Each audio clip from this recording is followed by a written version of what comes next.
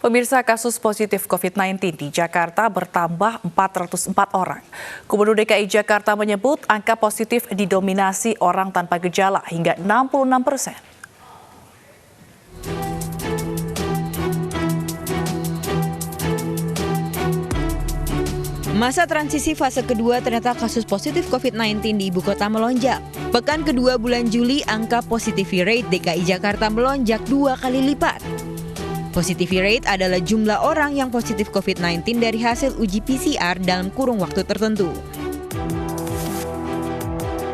Padahal di masa transisi fase pertama pada Juni lalu, positivity rate DKI Jakarta masih berada di bawah 5% sesuai ketentuan WHO, yakni di kasaran 3 hingga 4%. Tetapi semakin masifnya tracing digelar, memasuki pekan kedua bulan Juli, terjadi lonjakan hingga 10,5%. Memang tes PCR semakin masif dengan jumlah 20.000 hingga 30.000 tes per hari. Tetapi Gubernur DKI Jakarta mengatakan meningkatnya kasus positif di ibu kota ternyata didominasi orang tanpa gejala atau OTG hingga 66%. Anies pun mengingatkan jangan sampai kasus ini membuat ibu kota kembali ke masa PSBB awal. 66% dari yang kita temukan adalah OTG, orang tanpa gejala. Orang yang dia tidak sadar bahwa dia sudah terekspos. Artinya, kalau saja mereka tidak kami datangi, tim puskesmas tidak melakukan testing, barangkali yang bersangkutan tidak pernah merasa bahwa positif, dia membawa virus COVID. Inilah sebabnya mengapa kita harus ekstra hati-hati. Berbeda kalau yang positif kita temukan adalah yang sakit, yang datang ke rumah sakit, datang ke puskesmas, tidak. Ini 66% adalah orang yang kita temukan karena kita melakukan testing. Jakarta mengalami lonjakan kasus tertinggi. Saya ingatkan kepada semua, jangan sampai situasi ini jalan terus sehingga kita harus menarik rem darurat atau emergency brake. Bila itu terjadi, maka kita semua harus kembali dalam rumah. Kegiatan perekonomian terhenti, kegiatan keagamaan terhenti, kegiatan sosial terhenti. Kita semua yang akan merasakan kerepotannya bila situasi ini berjalan terus.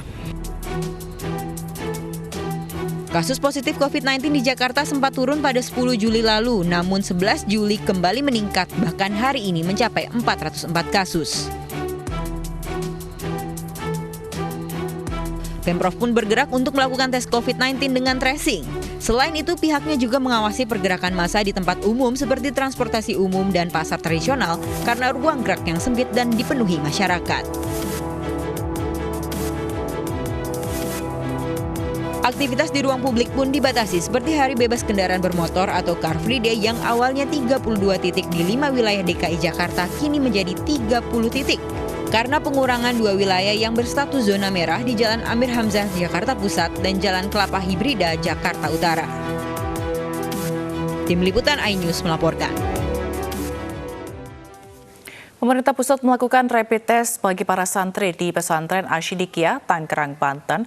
Rapid test dilakukan bagi 300 calon santri yang baru masuk pesantren.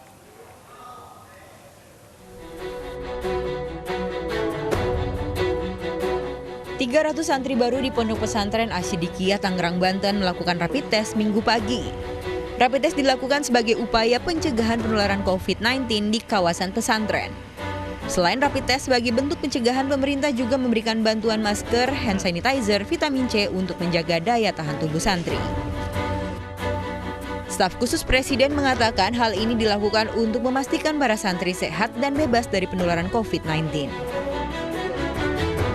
Insya Allah kita akan terus melakukan usaha agar pondok pesantren kita pastikan aman, tidak menjadi klaster baru dalam penyebaran COVID-19 ini.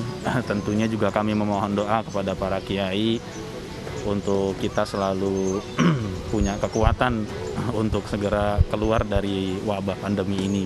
Tentunya harapan kami semua pondok pesantren melakukan hal yang sama, memastikan bahwa santri dan santriwati yang akan memasuki pesantren dalam keadaan sehat, dalam keadaan yang memang benar-benar siap, baik santrinya, baik pondok pesantrennya untuk melaksanakan adaptasi kebiasaan baru dalam proses belajar mengajar di pondok pesantren.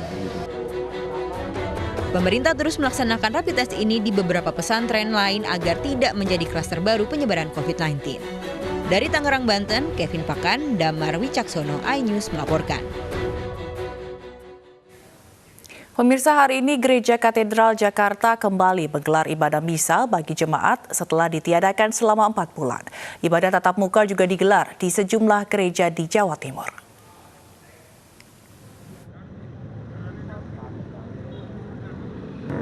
Gereja Katedral Jakarta kembali menggelar ibadah tatap muka setelah ditiadakan karena pandemi COVID-19 dalam 4 bulan terakhir.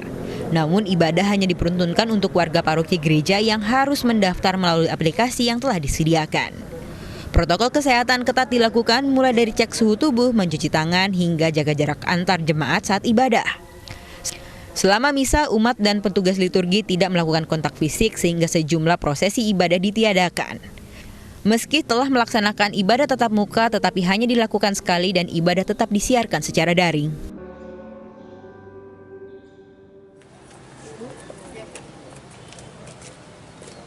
Ibadah tatap muka juga digelar di Gereja Santo Yusuf, Jember, Jawa Timur. Jemaat yang hadir harus mendaftar. Protokol kesehatan diterapkan mulai mengukur suhu tubuh, mencuci tangan, hingga menjaga jarak tempat duduk antar jemaat. Dalam sekali ibadah hanya dibatasi 115 jemaat dari kapasitas normal 400 jemaat.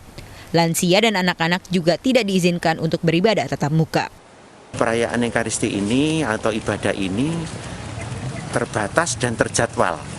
Jumlahnya terbatas, kemudian juga caranya ya terjadwal di tiap lingkungan. Itu nanti minggu keberapa, lingkungan yang lain minggu keberapa gitu.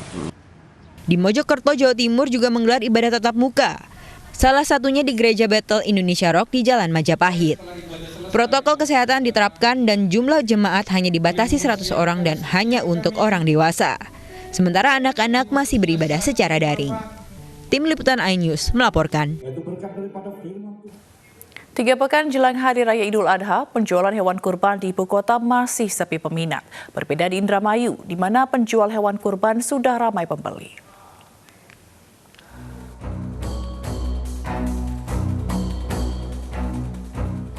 Tiga pekan jelang Idul Adha, rumah pemotongan hewan penggilingan Cakung, Jakarta Timur masih sepi pembeli.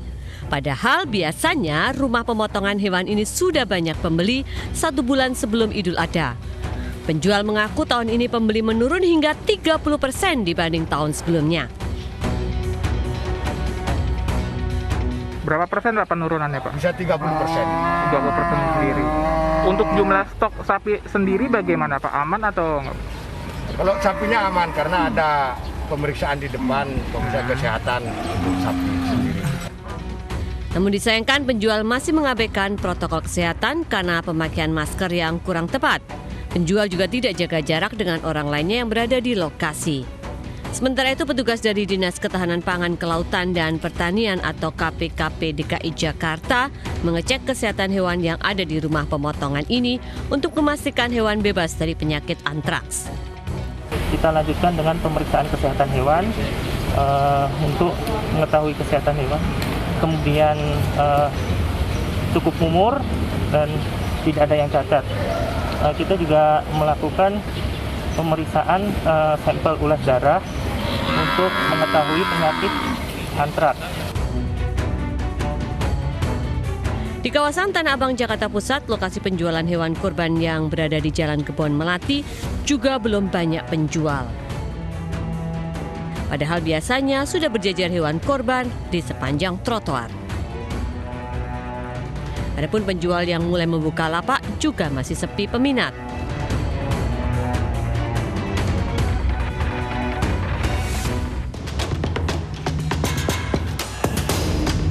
Pandemi COVID-19 tidak mempengaruhi penjualan sapi korban di Indramayu. 3 pekan sebelum Idul Adha, sejumlah pedagang hewan kurban banyak dibanjiri para pembeli. Salah satunya di peternakan Barakah Sapi, di mana sudah ada 20 ekor sapi lebih yang laku terjual. Bahkan banyak pembeli yang sudah memesan terlebih dahulu. Para pedagang mengaku penjualan tahun ini melejit dibanding tahun kemarin, terutama penjualan sapi dengan bobot besar yang langsung dibeli walau dengan harga mahal. Ini disebabkan warga yang gagal berangkat haji dan umrah mengalihkan uangnya untuk membeli hewan kurban. Untuk tahun ini lumayan agak ramai ya dari tahun kemarin. Sebelum-sebelumnya ini sudah banyak yang udah masuk. Adanya konsumen lebaran sudah pada masuk. Dari tahun kemarin juga bisa pertama ini. Harga sapi yang dijual di peternakan ini beragam, tergantung berat yang dimiliki sapi, mulai dari harga 20 hingga 45 juta rupiah per ekor. Diperkirakan penjualan sapi di Indramayu akan terus meningkat hingga Idul Adha nanti. Dari Jakarta dan Indramayu, Jawa Barat, iNews melaporkan. Pelaksanaan penyembelihan kurban di tahun ini berbeda dengan tahun-tahun sebelumnya. Majelis Ulama mengeluarkan fatwa tentang pelaksanaan penyembelihan hewan kurban di tengah pandemi corona.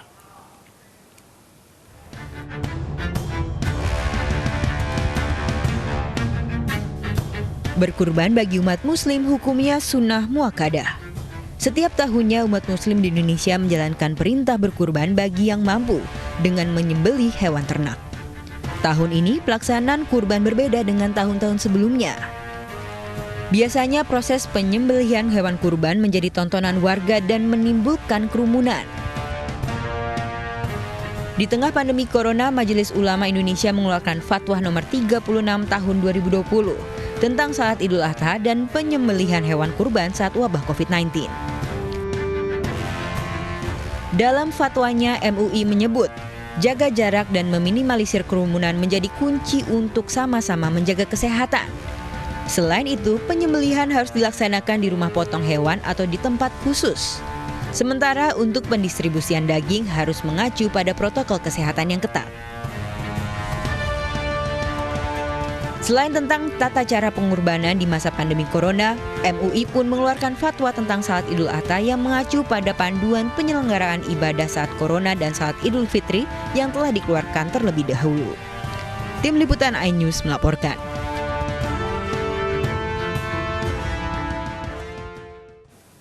Petugas di Sub Kota Bogor mengusir warga yang bergerombol di sekitar Kebun Teh, kawasan Puncak. Informasinya usai jeda, tetaplah bersama kami.